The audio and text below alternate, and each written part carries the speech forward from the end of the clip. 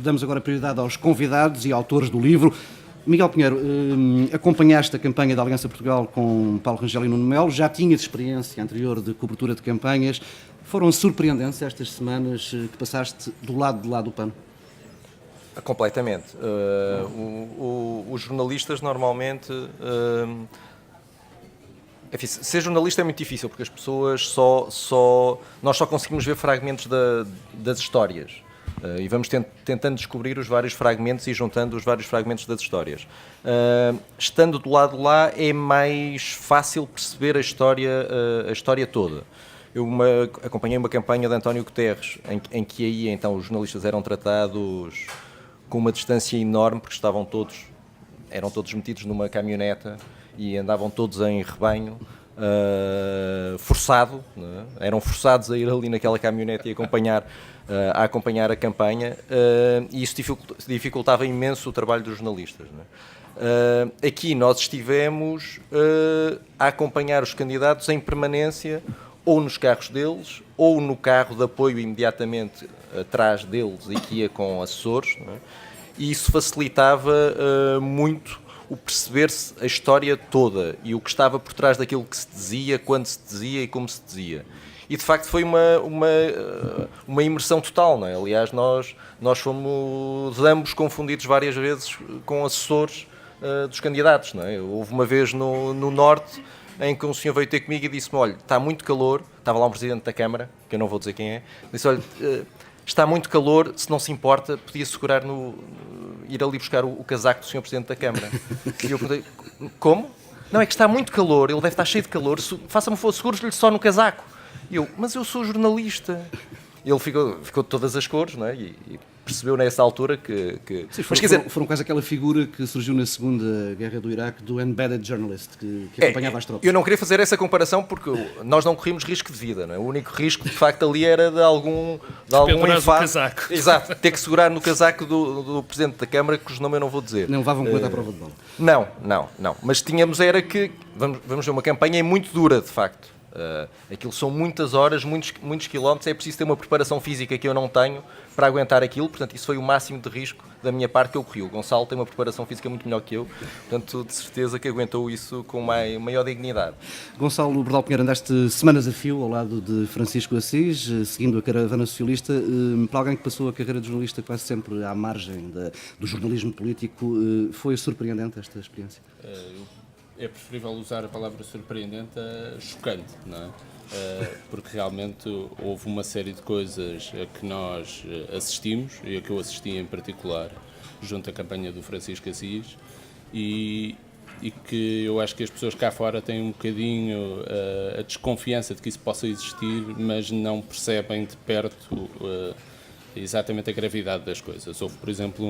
Houve um exemplo e que se percebe um bocadinho como é que os políticos fazem as encenações que depois usam, nomeadamente nos discursos à noite, etc., que foi uma visita a um lar de idosos e que foi apresentada a toda a comunicação social como uma conversa com uma série de idosos e reformados em que eles poderiam partilhar com os candidatos socialistas, com o Francisco Assis e com o António José Seguro, os problemas que tinham sido provocados por estas políticas de austeridade do governo. E de facto, quando entramos na sala, estão uma série de idosos, uns em cadeira de rodas, outros muito velhinhos, coitadinhos, e em grandes dificuldades, e no meio estão umas pessoas que não se percebe bem quem são, um bocadinho mais novas. E a conversa começa, o António José Seguro explica porque é que está ali, pede a palavra, pede para eles contarem quais são os problemas, e o primeiro é um reformado que tem sofrido imenso com as políticas da austeridade deste governo e com os cortes nas pensões que tem tido. A seguir fala um empresário que, por causa das políticas da austeridade deste governo, novamente, inclusivamente até apelidou o governo, até teve a simpatia de lhe chamar um governo de ladrões. Estas políticas da austeridade tinham levado a despedir dezenas de pessoas na sua fábrica, e claro que isto deixou toda a gente muito sentida e com um ar muito grave. António José Seguro depois à noite no discurso citou o exemplo do empresário e de como o governo estava a destruir o país e o tecido empresarial do país. E era tudo um guião muito bem estudado. O problema é quem eram estes dois discretos senhores no meio de tantos reformados e idosos em cadeiras de rodas. Eram dois dirigentes do PS local que tinham sido levados para lá pela Conselhia do PS de Praia de Mira, que no fundo tinha organizado todo o evento e tinha-se limitado a pedir ao lar de idosos a cedência do espaço e a convidar os idosos que ali estavam para participarem e que no fundo parecia, era de facto uma simples conversa com idosos que não era nada disso. Página 119 e seguintes. Pedro Marcos Lopes. Isso é uma das tensões que é visível no livro, na máquina socialista, também na do PSD e do CDS, da maioria, que é a tensão entre o aparelho local e a caravana. E as decisões são tomadas de forma mais central. Aqui eu não consegui perceber até onde é que ia a liberdade para organizar estes eventos. Agora, o que sei é que, de facto, António José Seguro, à noite, usou um desses casos. Francisco Assis, depois eu confrontei-o e ficou um pouco mais incomodado com a história, nomeadamente depois no fim o reformado, que o reformado por acaso até tinha uma curiosidade, é que tinha 57 anos e tinha-se reformado com 51. Portanto, estava a queixar-se dos cortes na reforma que tinha tido aos 57 anos. A máquina do poder revela um conjunto de sinais interessantes, sinais que naquela primavera ainda estavam relativamente escondidos na linha da frente do palco político. Por exemplo, a situação do Partido Socialista começava a ser insustentável.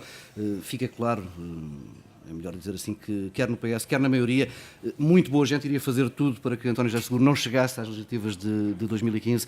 Miguel Pinheiro, em que momento é que a Aliança Portugal decidiu que não podia perder por muitos?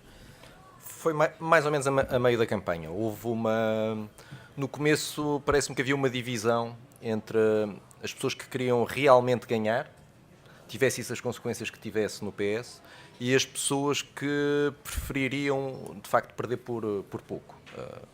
A meio da campanha, eles convenceram-se, os altos comandos da Aliança Portugal juntaram-se para falar e convenceram-se que António José Seguro começava a parecer um primeiro-ministro, ou um candidato credível a primeiro-ministro.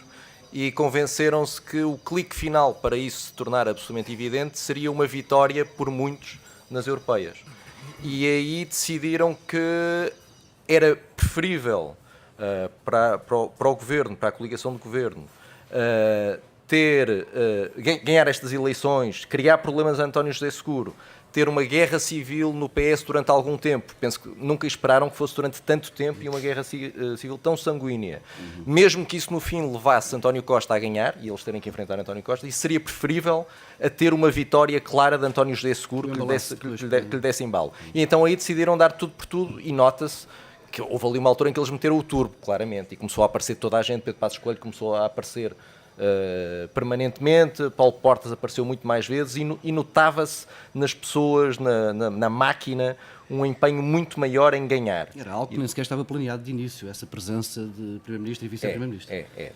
A dada altura houve essa mudança. E depois também começou a haver aquela adrenalina quando o tema José Sócrates entrou. Quer dizer, José Sócrates tem essa capacidade de injetar adrenalina boa e má nos adversários e nos apoiantes. E a partir do momento em que se começa a falar de José Sócrates, toda a gente fica muito excitada, muito entusiasmada e a querer realmente ganhar, não é? Ou não perder do outro lado. E isso foi decisivo para a Aliança Portugal decidir que tinha mesmo que tentar ganhar isto ou perder por muito, muito, muito poucos. Ou ter uma derrota que fosse suficiente para criar problemas a António José Seguro, que foi o que acabou por acontecer. Gonçalo Bordal Pinheiro, andaste semanas a acompanhar um partido em modo bomba-relógio. Acho que todos os dias eu conseguia ouvir o tic-tac cada vez que alguém abria a boca. De facto, o PS parecia um bocadinho as Maldivas da política portuguesa. Não é? Aquilo, teoricamente, é um país único, é um partido único, mas está dividido em centenas de ilhas. E eu acho que essas ilhas nem sequer estão todas unidas à volta de António Costa. Não é? A única coisa que as une é a oposição a António José Seguro. E houve realmente inúmeras divergências, quer em relação a Francisco Assis, que agora até apoia António José Seguro, mas que se notou durante a campanha toda. Ele não sabia que ia haver tempos de antena, não tinha sido informado sobre os cartazes, até à última hora tentou tratar ele das fotografias dos cartazes, porque achava que que os candidatos não iriam estar nos cartazes que o PS estava a preparar. Houve inúmeras divergências e ocultação de informação que de facto acabaram por prejudicar a campanha. Mas eu acho que o caso mais emblemático até, porque António Costa realmente teve uma participação ativa na campanha, mas a questão não é se António Costa esteve na campanha a descer o chiado, a questão é o que é que as pessoas de António Costa estiveram a fazer durante a campanha. E eu acho que há um caso emblemático que nós contamos no livro, que é uma visita a uma fábrica em Sintra, em que Marcos Pestrelo, que é o líder da Distrital de Lisboa e um dos principais apoiantes de António Costa, está a acompanhar a visita e mantém-se durante toda a visita ostensivamente afastado, com as mãos atrás das costas, a olhar para as bancas, a ver tudo, enquanto a comitiva passava lá à frente. Eu acho que um zombie conseguiria ter uma participação mais ativa na campanha do que ele teve. Mas se dúvidas houvesse em relação a isso, ele ter ficado a tirar cafés enquanto Francisco Assis e os líderes do PS reuniam, por exemplo, com o dono da fábrica, eu acho que o diálogo final entre Francisco Assis e ele é revelador. Quando Francisco Assis lhe pergunta a seguir, iria haver um almoço com Basílio Horta e mais uns dirigentes locais, e Assis pergunta-lhe, então não vens ao almoço? E ele responde-lhe, não, acho que almoçar já consegues fazer sozinho.